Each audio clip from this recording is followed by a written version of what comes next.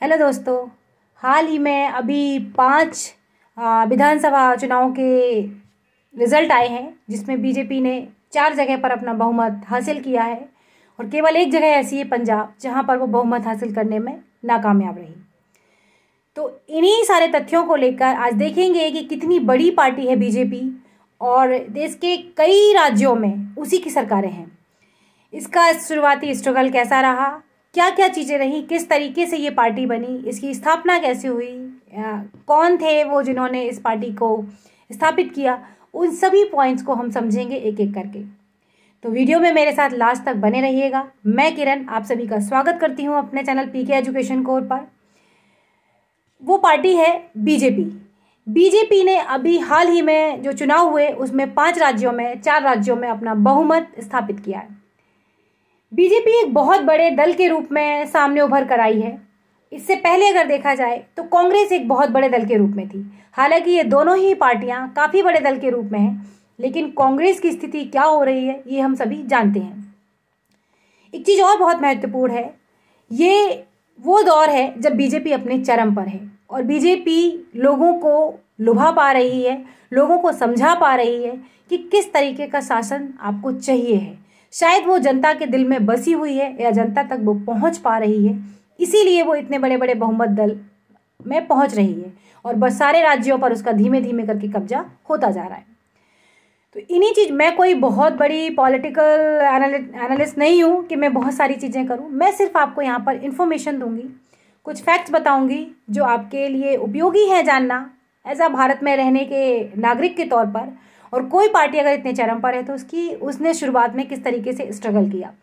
Congress party के बारे में हम सब इसलिए बहुत अच्छे से पढ़ लेते हैं क्योंकि वो हमारे जो राजनीतिक दल है, वो राजनीतिक जो दल था, कांग्रेस की स्थापना ब्रिटिश काल में हुई थी।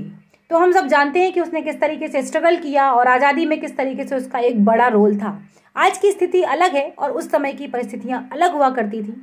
हमेशा एक जैसी चीज़ एक साथ नहीं चलती है। आज बदलाव का दौर है और शायद वो अपने आप में बदलाव नहीं लाना चाहती है, इसीलिए उसको हर बार हार का मुंह देखना पड़ रहा है। और न केवल हार का, छोटी छोटी सी पार्टियों के सामने भी उसे झुकना पड़ रहा है। इतने बड़े राज्य उत्तर प्रदेश में उसकी अगर सीटों के तौर पर देखा जाए तो 1 या 2 सीट मायने ही क्या रखती है। तो इसका मतलब उसका अस्तित्व धीमे धीमे समाप्त होता जा रहा है और आज बीजेपी अपने चरम पर है। तो भारतीय जनता पार्टी भारत का एक प्रमुख राजनीतिक दल है और 2016 के अनुसार अगर देखा जाए तो भारतीय संसद और राज्य की जो विधानसभाएं हैं उनमें प्रतिनिधित्व के मामले में भारत की सबसे बड़ी पार्टी है ये। और प्राथमिक सदस्यता के मामले में यह दुनिया का सबसे बड़ा दल भी है। इसकी नींव की अगर बात करते हैं तो इसकी नींव जनसंघ के नाम से, और इसकी नींव जो रखी थी डॉक्टर श्यामा प्रसाद मुखर्जी ने 1951 में रखी थी। इसे व्यापक रूप से राष्ट्रीय स्वयंसेवक संघ की राजनीतिक शाखा के रूप में भी जाना जाता है और ये सभी जानते हैं हम कि यह एक हिंदू राष्ट्रवादी संगठन है और ये हिंदू राष्ट्रवाद को बहुत ज़्यादा प्रमोट करता है। इसका उद्देश्य जो है भारत की हिंदू संस्कृति की पहचान को बनाए रखना और कांग्रेस तथा तत्कालीन जो उस समय के प्रधानमंत्री थे या आज भी कहें तो जो तुष्टीकरण की नीतियां हैं, चाहे वो मुस्लिम तुष्टीकरण की नीति हो या फिर वो पाकिस्तान को लेकर तुष्टीकरण हो, उन नीतियों से अलग हटकर काम करना। जनसंघ का प्रथम अभियान जो शुरू हुआ था, जो पहला अभियान था, वो शुरू हुआ था जम्मू कश्मीर के विलय को लेकर, मतलब पूर्ण विलय को लेकर। हालांकि जम्मू कश्मीर के विरोध के बावजूद भी 1952 में इस पार्टी ने लोकसभा में पहली बार जो चुनाव हुए थे लोकसभा के, वो हम सभी जानते हैं और नहीं जानते हैं तो ये आपके लिए जानने योग्य है कि 1952 में पहली बार लोकसभा के चुनाव कराए गए थे और उस समय पर इस पार्टी ने 3 सीटें लोकसभा में जीती थी। और हालांकि ये कई आगे वर्षों तक भी जो संसद थी उसमें ये अल्पमत में रही। 1967 तक ये अल्पमत में रहने के बाद भारतीय जनता पार्टी का, या यूं कहें जनता पार्टी का जो उदय था वो किस तरीके से होता है। 1975 में जो तत्कालीन प्रधानमंत्री थी उन्होंने देश में आपातकाल घोषित कर दिया गया था और इसका विरोध व्यापक रूप से भारतीय जनता पार्टी या फिर जनता पार्टी ने किया था। जनता पार्टी के द्वारा जो ये जिस तरीके का विरोध किया गया, उसमें क्या हुआ कि हजारों कार्यकर्ताओं को जेल में डाल दिया गया था। हजारों कार्यकर्ताओं को जेल में डाल दिया गया था, मारपीट, हिंसा, बहुत सारी ऐसी चीजें हुई थी।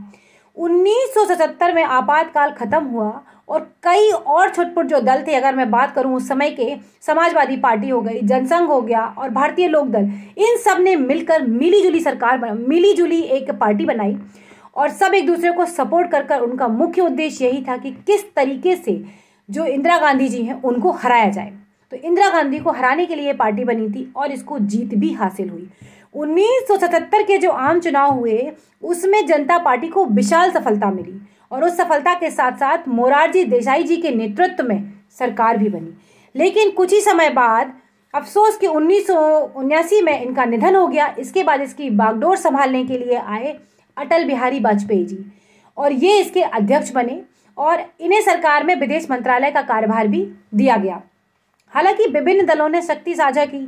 जब भी हम देखते हैं कोई गठबंधन की सरकार बनती है तो सबसे बड़ा जो चुनौती होती है उन सभी को साथ लेकर चलना, क्योंकि गठबंधन में हमेशा क्या होता है कि जब भी कोई पार्टी, अगर इसके पास ज़्यादा भी सीटें हैं फिर भी वो डिसीजन नहीं ले पाती है, उसका रीज़न सबसे बड़ा यही होता है कि गठबंधन है, उसमें उनको साझा जो विचारधारा है उसको लेकर ही चलना पड़ता है। तो गठबंधन के बाद 2.5 साल के बाद ही लगभग इनको अपने पद से त्यागपत्र देना पड़ा था और त्यागपत्र देने के बाद 1980 में फिर से आम चुनाव कराए गए। अब यहाँ पर उदय होता है भाजपा का। जो बीजेपी पार्टी है 1980 में जनता पार्टी के विघटन के बाद ही जो नई निर्मित पार्टियां थी उन्हीं में से एक बड़ी पार्टी बनकर उभरी। अटल बिहारी वाजपेयी जो हैं वो इसके अध्यक्ष बनाए गए। पहले अध्यक्ष बीजेपी के अटल बिहारी वाजपेयी थे। पार्टी अपने उद्देश्यों को लेकर काम करती रही, लेकिन फिर भी चुनाव के ठीक पहले हुआ क्या कि इंदिरा गांधी जी की हत्या हो गई और हत्या के बाद इनके साथ जो सिंपैथी जुड़ के आई चुनाव में, जो 1984 के चुनाव थे उसमें बहुत रिकॉर्ड तोड़ सीटें हासिल की और ये पार्टी विजय हुई, कांग्रेस पार्टी। 1984 में आडवाणी को पार्टी के अध्यक्ष के रूप में फिर से नियुक्त किया गया और इनके नेतृत्व में भाजपा राम जन्मभूमि आंदोलन को राजनीतिक आवाज बनाई गई। अब आप सभी जानते हैं कितने साल से ये मुद्दा चला आ रहा था राम जन्मभूमि को लेकर।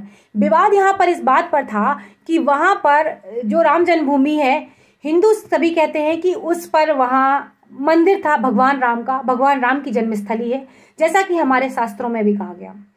और कहा जाता था कि जो बाबर था उसने उस मंदिर को तुड़वा कर वहाँ पर मस्जिद का निर्माण किया था। तो विवाद हमेशा इसी बात को लेकर चलता रहा और कई राजनीतिक पार्टियां इस बात को लेकर जब भी सत्ता में आती थी तो वो यही अपना पक्ष रखती थी कि अगर मैं सत्ता में आ गई तो मैं ये जो राम मंदिर का मुद्दा है इसको हम सॉर्ट आउट करेंगे और हम राम मंदिर यहाँ पर बनवाएंगे। हालांकि शायद कांग्रेस सिर्फ कहती रही और कर नहीं पाई, लेकिन जब बीजेपी सत्ता में आई और बीजेपी ने इस बात को समझा कि जनता क्या चाहती है, जनता के सेंटिमेंट्स कैसे जुड़े हुए हैं और हमें क्या करना है अगर हमें 2019 में भी वापस आना है तो ये एक बहुत बड़ा मुद्दा बनता रहा हमेशा राजनीतिक पार्टियों के लिए। और शायद पूरे 60 से 70 सालों के बीच में जो काम नहीं हो पाया था, राम मंदिर का निर्माण की जो नींव रखी गई, उस पर जो डिसीजंस आए, वो भारतीय जनता पार्टी करने में सक्षम रही। और शायद ये छोटे छोटे पॉइंट नहीं, ये बहुत बड़ी बड़ी चीजें हैं जिससे उसको हमेशा सत्ता की जो कुर्सी है वो हमेशा उसको पकड़े रहेगी, ना कि क्योंकि जनता को क्या चाहिए है। अगर किसी भी राजनीतिक पार्टी ने ये समझ लिया फिर वो आराम से शासन कर सकती है, क्योंकि जनता ही जनार्दन है और जनता अगर क्या चाहती है ये बहुत बड़ा मैटर होता है। तो इस बात पर हमेशा विवाद होता रहा। लेकिन सितंबर फिर से लेकिन देखा जाए कि एक जो आंदोलन थे जो इस चीज को लेकर चलाए गए कि यहाँ पर राम मंदिर था या फिर यहाँ पर मस्जिद थी, ये विवाद चलता रहा है यहाँ पर। लेकिन आंदोलन की ताकत के साथ साथ भाजपा ने 1998 में लोकसभा चुनाव में 86 सीटें प्राप्त की, जो कि कम नहीं होती हैं, बहुत ज्यादा सीटें प्राप्त की।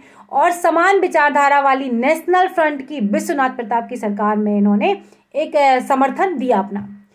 सितंबर 1990 में आडवाणी जी ने राम रथ, जो राम मंदिर के लिए था, एक आंदोलन के समर्थन में आए और रथ यात्रा अपनी इन्होंने प्रारंभ करी। जब इनकी रथ यात्रा प्रारंभ हो गई तो वहां पर जो हिंसा भड़कने लगी या बहुत सारी चीजें हुई, दंगे भी हुए, इसके कारण बिहार सरकार ने आडवाणी जी को गिरफ्तार कर लिया। लेकिन जो कुछ कार सेवक थे और जो परिवार के कार्यकर्ता थे वो वहां तक पहुंच गए और बाबरी जो ढांचा था, जो मस्जिद का ढांचा था, उसको विध्वंस करने का प्रयास करने लगे।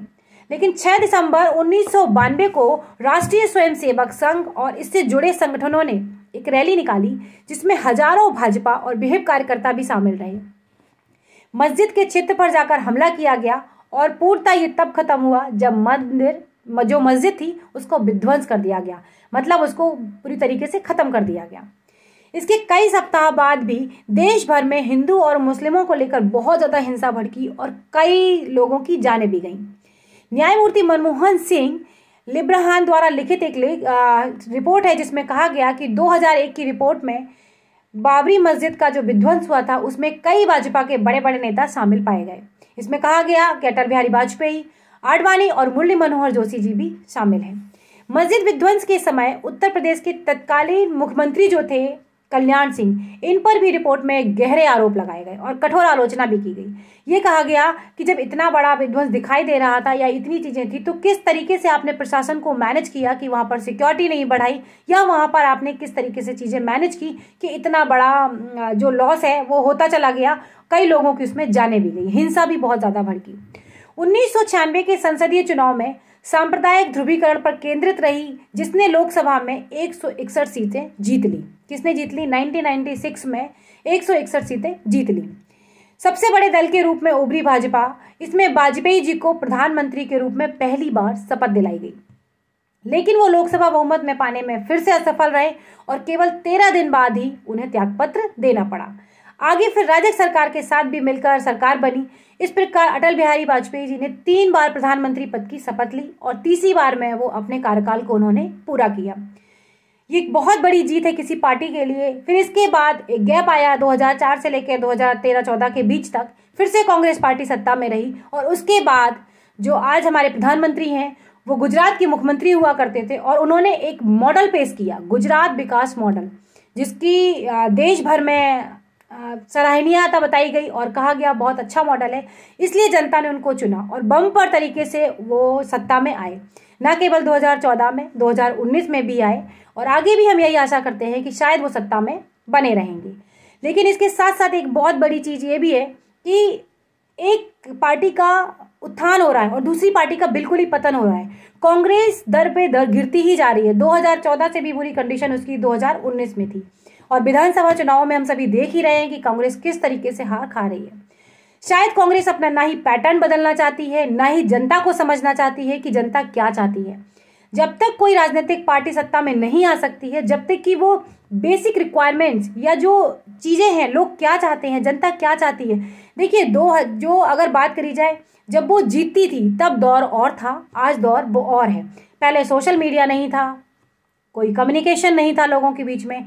जिस तरीके से इन्फॉर्मेशन वो देना चाहते थे जनता को, उसको चाहे ना चाहे एक्सेप्ट करना पड़ता था। बट आज के टाइम में हर व्यक्ति सोशल मीडिया के इतने पास है, हर तरीके से उन चीजों को समझता है कि कौन व्यक्ति सही है और कौन व्यक्ति गलत है। शायद यही कारण है कि पंजाब में भी एक तरीके का एक नया बदलाव देखने को मिलेगा और एक तरीके का उनके लिए एक अपॉर्चुनिटी है आप सरकार के लिए कि वो वहां पर बेहतर करके दिखाएं, अपने मॉडल कुछ ऐसे प्रस्तुत करें जिससे कि जनता आगे भी उनको वोट देती रहे। सेम ऐसे ही बीजेपी के साथ है। ये कोई बहुत बड़ी बात नहीं कि कभी किसी पार्टी को 2 सीटें मिलती हैं और कभी कोई पार्टी पूरे के पूरे बहुमत में आती है, और कई बार ऐसा भी होता है कि कोई पार्टी पूरे बहुमत में आने के बाद भी आज हम देख रहे हैं कि कांग्रेस पार्टी किस तरीके से अपने मुंह की खा रही है। तो ये बहुत सारे मुद्दे हैं, बहुत सारी चीजें हैं। आप एज अ स्टूडेंट या एज अ भारत के नागरिक होने के नाते आपका राइट बनता है कि आप इन चीजों को समझें और तभी आप अपना जो वोट है या अपनी चीजें हैं, अपने राइट्स हैं, इन सबको अच्छे से समझ पाएंगे। वीडियो अगर अच्छा लगा हो तो प्लीज लाइक कर देना, शेयर कर देना। चैनल पर अगर नए हैं तो सब्सक्राइब कर लीजिएगा। अगले वीडियो में फिर मिलेंगे, तब तक के लिए बाय बाय दोस्तों, नमस्कार।